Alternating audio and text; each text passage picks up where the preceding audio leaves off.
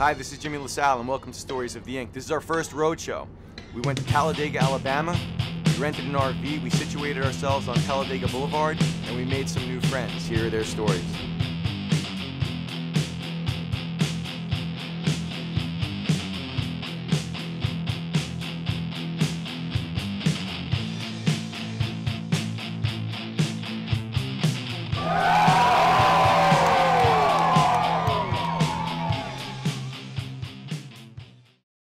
Okay, the first tattoo I got was a cross behind my ear, and it was a drunken Taco Tuesday that had a lot of dollar margaritas involved with my best friend, and we're actually not best friends anymore, so it's just really funny because everyone knows us so well and knows that we both have it.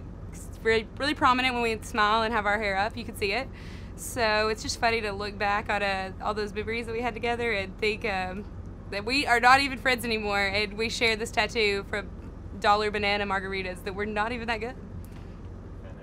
So I got my very first tattoo when I was 16. I actually got it with my dad because I wanted it to be something special, something of remembrance. I'm daddy's little girl, so I always went hunting, fishing with him and everything. I actually got it done on my kitchen table in my parents' house.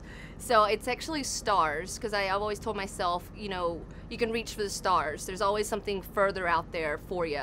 So never settle. That's what I always told myself. My dad got his firefighter tattoo, so it meant a lot for me to get something with my father at the same time, by the same person. It was not the best tattoo in the world due to the fact that it was at home done on the kitchen table, but you know, it's a story to tell. You know, when you get older and your kids are like, oh, well, you know, where'd your tattoos come from? And I'm like, well, I got it done on the kitchen table. 5 years ago, my mom passed away, so I was wanting to get something to remember her by and honor her. So about a year after her passing, I'm a big watch person, so I was trying to find something that people recognize me by. So I got a pocket watch on my right arm, and it actually has the time of her time of her death. That is where the clock numbers are at. So the time she passed away was 4:47, and it'll be 5 years, August 1st of this year. So actually there's two more details of it if you want to go back to. So one is my daughter is on the chain. She'll be 28 this year. She lives in Orlando. Then where normally on a watch where it says, you know, what brand it is I have Mom tattooed on it. So instead of the watch name, it's Mom. So people see it, don't really realize what it is, but we know what it is. Yeah, so my first tattoo, it's small. It's a football with the number 61. I played football at Drake University in Des Moines, Iowa, and a big group of us, it was probably 15 of us, went to spring break one year that we all played football together in college. We went to spring break in Tampa, St. Pete, Florida. And several of us obviously were drinking, and then went and got our first tattoo, and then it became like an addiction. So really that first one was really just a small little football with the number 61 on it, and then it went from there. A few years ago, my friend and my best friend, we were living together, and she was up and leaving and going to New York City. And we've been going through college and partying and having a good time, and she was leaving me. So we wanted to think back to all of the times that we've had in this tiny ass apartment that we couldn't breathe, and it was so crowded all the time, everybody coming in. So we got Knoxville coordinates on our ribs in this crappy ass tattoo shop, and it was super expensive too, so I don't know why we did it. We were so broke at the time, but it's just we both have it in the same spot, and now we can always think back to our time in Knoxville, so it's really great. My husband and I were wanting to get a tattoo, and we thought we'd do it together. So he had something in his mind what he wanted, so I was trying to think of something that I felt like I could always have and have meaning to, even when I was 80 years old. It says faith, love, and family in writing on my foot, and it kind of goes across the top of it, because I figured, you know, those three things that should always be important. So my first tattoo, I was 16 years old. I was at a gas station, and there was a random man come up to me and asked me if I would like to have a tattoo, and I did. So I was 16, decided to go to his trailer. He just got out of jail. I got a tattoo. felt like it was a good idea, and it wasn't. My parents about killed me. Yeah, so the second one I got was it's on my hip, and it's the master parachute wing. So I'm an active duty Army officer, and I'm a parachutist, jump master, and so it's a big deal when you're in the Army and you're an airborne officer, airborne infantry, and you get your 65th jump. So your 65th jump, you get your master wings is what it's called. And so when I hit the ground on my 65th jump, I went to our commanding general's office, grabbed a cigar out of a cigar box, smoked his cigar, and then the next day went to the tattoo artist and got the master parachutist wings and a maroon beret on my thigh. Yeah, so in the Army, yeah, so it's 5 jumps, you get your airborne wings. I think it's like 30 jumps is when you're senior rated, but 65 is when you become a master parachutist. And so 65 is very, very significant when you're jumping. And so I've got over 100 jumps now and over 50 skydives. So, but when you're doing when you're in the military, that 65th jump makes you master rated, and it's a pretty big deal. So I celebrated that with a tattoo. So the first one I got, actually, I was like 14 years old, like in that rebel stage. Like my daddy's a preacher, and I just thought it would be funny to like do something kind of wild, you know. And so I really just was like, please, like, can I have something small, like just literally anything? And he's like, as long as it has to do with Jesus. There was like a scripture that kind of like went with it, I guess. It was how beautiful are the feet of those who come to bring good news. I was always into art when I was a little kid, and I was that kid in elementary school, preschool. I was not allowed to have Sharpies or markers in my hand because I would always draw on myself. I'd go home covered in stuff like that. So my mom always said, like, what the hell's wrong with you? I'm getting covered in tattoos, Mom. My next one was on my side, and I was 18 years old. It was my first actual tattoo from a professional artist, so there's really no meaning behind it. It's an ambergris tattoo. So I just thought it was really cool. I wanted it to be my first tattoo that I actually like went and got, so that's what I went and got for. It says believe, and then the other way you read it says dream. You can read it 2 separate ways. My third tattoo was my Filipino tattoo. I take a lot of pride in my Filipino background. My mom's full Filipino, my dad's German and Cherokee, but he is white as white can be. So I have the countryside, but then I have my mama's Filipino side too. So I took a lot of respect in that, even though my mom hated it. She said that I looked like I just came from prison, but my mom understood. At least it didn't say something, you know, sassy or something, or a tramp stamp, something like that. So it said Filipino. So she eventually got over it, and that was only $50, and it was done in like a backyard of a barn. So, you know, I didn't mind it. I thought it looked good at the time, and I was only like 17. So I got some horseshoes that's supposed to be like cheetah prints, but the guy messed them up, and that's gonna be a cover-up in the long run. In the making. Where are those? The cheetah prints or the horseshoes right here. So like, yeah, that was a mess up in the making. Why was it a mess up? Like, I seen his work or whatever, and he was like, yeah, he was a legit guy, and then he was just like, hey, let's do this, and I was like, nah. Felt uncomfortable, so I invited my family. I was like, hey, come with me, get this tattoo real quick. They came over, and he was just like, oh, great. Just scramble it up real quick. And it was like, you done? And I was like, I'm not paying for this. So I got I guess a messed up free tattoo in a way, but it's permanent. If I got the tattoo on my ankle, it was half off to get another one. So what's the half off tattoo?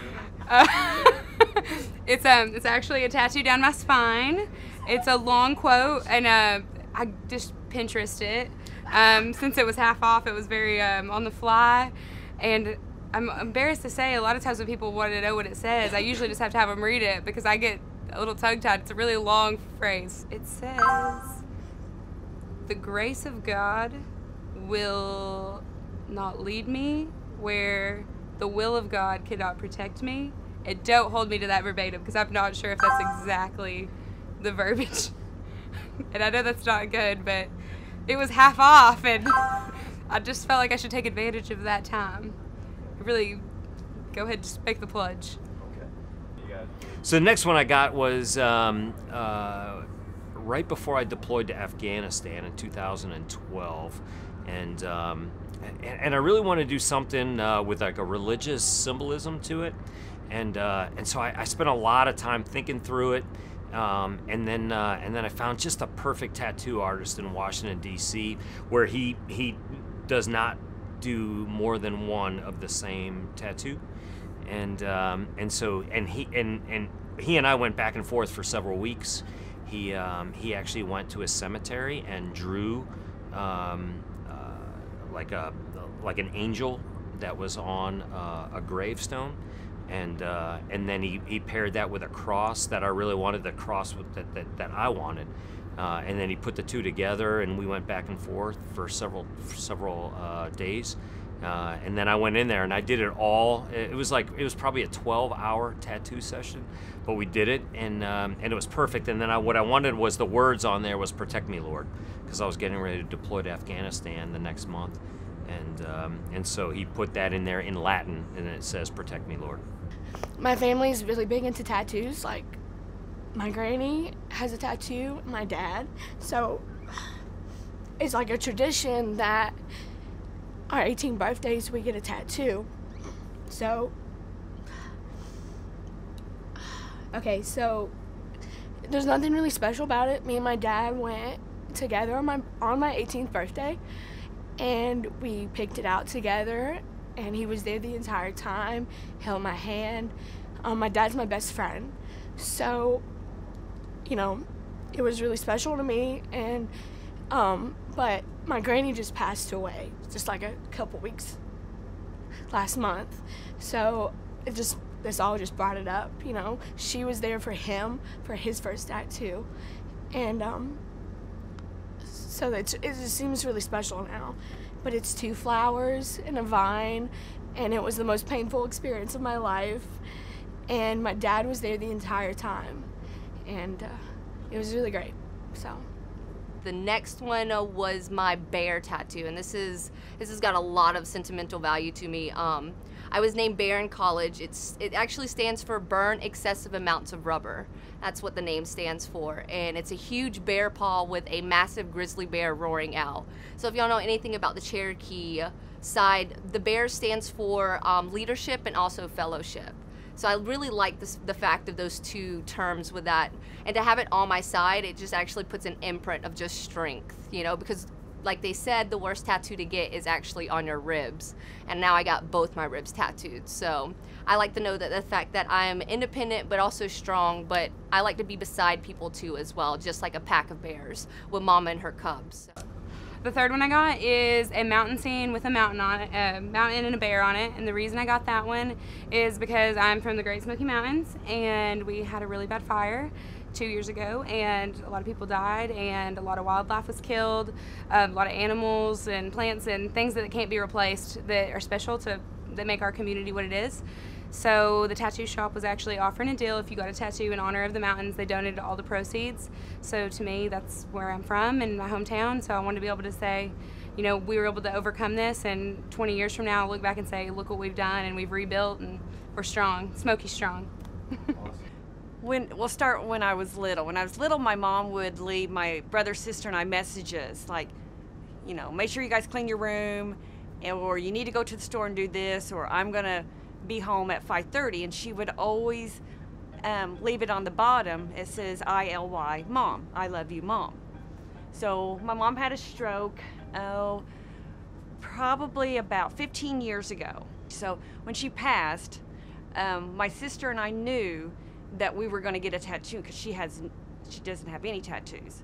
So we found some old letters from her, and where it had ILU, Mom. So we took it to this person who we knew who could do the tattoo, and they traced it off. So it's Mom's handwriting, and we did it in an infinity circle. So my dad passed away about 2 years ago, and I never wanted to get my hands done. I never wanted to get my neck done. But when my dad passed away, what's more meaningful than getting your hand done with a rose with your dad's initials on it? This is the one I'll never regret. This is the one that's going to stay with me for the rest of my life, and I love it. Before my dad passed away, my dad said, listen, I know for a fact I'm not going to make their wedding. I'm not going to be able to walk them down the aisle. I want you two, I have a twin brother, I want you two to be the ones that take care of them for the rest of their lives. That night, me and my brother got their names above our elbows. And that... Their names meaning? Allison and Amanda. So we got that done that night once my dad told me, I want you guys to be the ones taking after them, walking them down the aisle when they get married. And that hit pretty hard for us. Well, the one on my hip is for my father. He passed away 5 years ago. He was a sheet metal worker, so he traveled a lot. I have roses on the side, and I have an hourglass because he traveled and he was out of town for a long time. So the hourglass represents the time that passed by, and the compass represents where he traveled all over the world. And then the roses represents from where he always bought me roses for special occasions. So it really means a lot to me. The only tattoo that I have is it's more of a ceremonial piece for my brother. When I was 14, my brother was born. 15, my brother passed away 7 months later he had a testosterone cancer. And ever since then, I mean, that's like my guardian angel, and I've kind of been through a lot of things in my life, and I got in a wreck recently, and it was Mother's Day. And I could honestly just feel him looking down on me, knowing that he was there with me. His name was Matthew, so I got Matthew 7:7. It was on his gravestone. So Matthew 7:7 is ask and you shall receive, seek and you shall find, knock and it shall open. Basically saying, you know, if he's there and you ask for it, he's going to do whatever he can to do for you. And if you need anything, he's going to be there for you to watch out for you and help you along the way. And then I got one more when I got back from Afghanistan in 2013. I was just feeling, you know, just very patriotic, obviously, and wanted to represent freedom, and so I got the United States flag with an eagle on there. And I'm a 101st Airborne Division soldier, still am today, so I wanted that old Abe Screaming Eagle eagle head embedded with the flag, and so that's the last one that I got in 2013. My next tattoo was my Hello Kitty tattoo. I call her Hello Kitty, as you can see, but it's Hello Kitty, and I got this with one of my best friends, well, two of my best friends. We both got Hello Kitties on our arms, and my other guy best friend, he got a skeleton version of Hello Kitty. So it's not feminine, it's more of the Bonesy, because his name's Jonesy Bonesy, so he got that Hello Kitty. Got my first tattoo with my best friend Bear. She pretty much kind of peer pressured me into it, kinda, because her and Sierra, our other best friend, got Hello Kitty on the wrist. Hello Kitty. So they were like, I was like, I don't really want to get a Hello Kitty on me. I call somewhere. her Hello Kitty. I'm a guy, so they're like, we can do like a male version of the Hello Kitty. I call her Hello Kitty. So I did like a male with the bow tie and a skeleton type Hello Kitty. I call her Hello on my ankle Kitty. for him. But it's pretty much to symbolize our 3 friendships that'll probably never gonna die. So. And then my last one was my actual Filipino tribal sun that I got on my hip. I just went to the Philippines in November, so I really wanted to get something to cherish while I was over there, and my mom was okay. She got her very first tattoo with me too as well while I was in the Philippines. So it's the tribal sun with actual tribal Filipino heritage markings on the inside to kind of go along with the whole Filipino sides over here. And last but not least, I forgot the last one, I have an anchor too on it, on my foot. So it stands for, I'm able to anchor myself down, but I can pull myself back up whenever I need to. So that's all of them.